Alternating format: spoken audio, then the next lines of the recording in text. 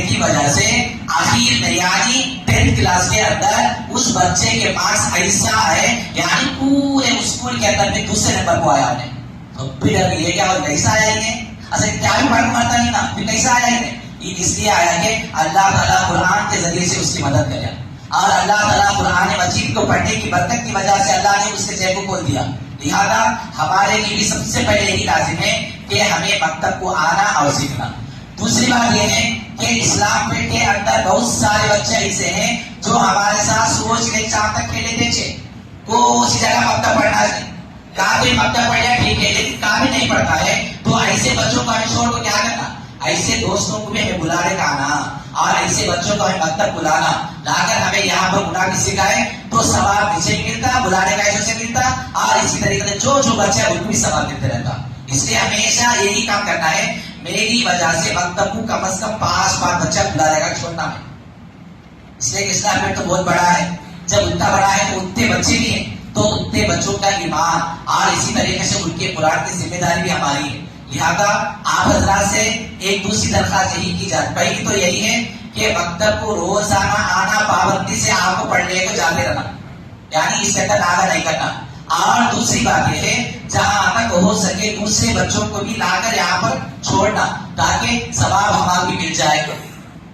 اور اسی طریقے سے تیسرا کام یہ ہے جس طریقے سے ہمیں مکتب کو آتے وہی ظاہری نمازوں کی بھی پابندی کرنا ضروری.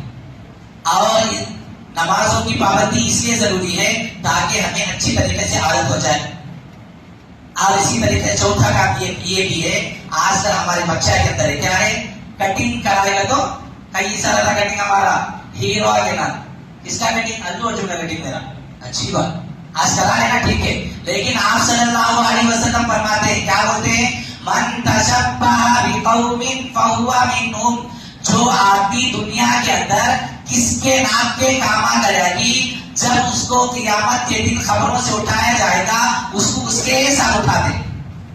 اگر آپ نے نبی صلی اللہ علیہ وسلم کی سنتوں کو جان لیا اور ان کی زندگی کے مطابق زندگی گزار لیا تو اللہ تعالیٰ کی قیامت کے دن نبی صلی اللہ علیہ وسلم, صحابہ رضی اللہ تعالیٰ عنہ اجمعین اور ہمارے جتنے بڑے ہیں ان لوگوں کے ساتھ ہمارا بھی حشر ہوگا. اگر ہم نے ہیرو کی مطابقت کرتے ہوئے اور اسی طریقے سے ان ایسا کرتا ہے میں بھی ایسا کریں گے سمجھ کے اگر ہمیں کر لیے تو قیامت کے دن اللہ تعالیٰ ہمارا بھی ان لوگوں کے ساتھ اٹھائے گا, حالانکہ وہ لوگ ہمیں جہنم کے اندر داخل ہو جاتے ہیں اور ہمارا بھی وہی سب ہو جاتا. اس لیے ایسے کٹنگ نہیں کرانا. اور ہمارے درمیان اور جو بچے مکتب نہیں پڑھتے ان کے درمیان میں فرق ہونا کا یہ چیز, ہمیں بھی پڑھتے تھے انہوں بھی نہیں پڑھتے, ہمیں وہ کام انہوں وہ کام کا تو مناسب نہیں رہتا. اس لیے تیسرا چوتھا کام یہی ہے کہ کٹنگ جو بھی ہمیں کراتے ہیں ایسا کٹنگ نہیں کرانا ہے جو اسٹائل والا ہو. آپ صلی اللہ علیہ وسلم نے فرمایا کہ جس آدمی کے بعد ادھر سے آدھے ادھر سے آدھے کاٹے جائیں گے اس آدمی کے اوپر فرشتے جب تک وہ باہر رہتے اس کے اوپر لعنت کرتے رہتے ہیں. کیا بولو, ان جھاڑے چل جانا انہیں, برباد ہو جانا انہیں, اور اسے جنم نہیں آنا. ہو گیا قصہ. ہمیں جا کو لڑکے تھے, بیٹھتے ہیں, پڑھتے تھے, کیا جبھی کام کر لیتے, اسکول میں جا پڑھتے تھے نہیں, ٹیوشن آ جاتے تھی, سب بھی محنت کرتے ہیں, لیکن گناہ کا کام ہمیں سر کے اوپر کرنے کی وجہ سے فرشتے ہماری بددعا کرے تو وہ سب یاد ہوتا نہیں ہمارا چاہے کتنے بڑے ٹیوشن بھی جا گئے. اس لیے کہ اللہ اور اس کے رسول صلی اللہ علیہ وسلم جو زندگی ہمارے لیے بتائے ہیں وہی ہمارے نمونہ ہے. اور سیرت کے بارے میں جو بتایا گیا تھا آپ حضرات کے سامنے یہی سیرت ہمارے لیے نمونہ, اور آپ صلی اللہ علیہ وسلم ہمارے آئیڈیل ہے.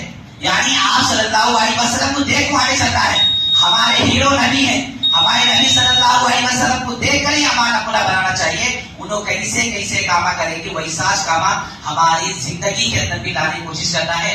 لہذا آج کی اس سیرت کے جو پروگرام ہوا ہے ماشاءاللہ بہت خوشی ہوئی. اس کے ذریعے سے ہم بس یہی پیغام دینا چاہتے ہیں کہ اس کے ذریعے سے اللہ تعالیٰ ہماری زندگی کے اندر بھی آج چھوٹے چھوٹے معصوم بچوں کی بدولت ہم بڑوں کو بھی اللہ تعالیٰ اسی طریقے سے زندگی عطا فرمائے جو زندگی کے نبی صلی اللہ علیہ وسلم کی ہمیشہ رہی سی. بس اللہ تعالیٰ سے ہی دعا ہے کہ اللہ تعالیٰ جو کچھ بھی یہاں پر بتایا گیا ہے اس کو صحیح طریقے سے سمجھنے اور اس پر عمل کی توفیق نصیب فرمائے. اور خصوصاً جتنے بھی لوگ اس پروگرام کے اندر شرکت کیے ہیں اور جن لوگوں نے بھی اس کے اندر ساتھ دیے ہیں ان تمام لوگوں کو بھی قبول فرمائے. آمین.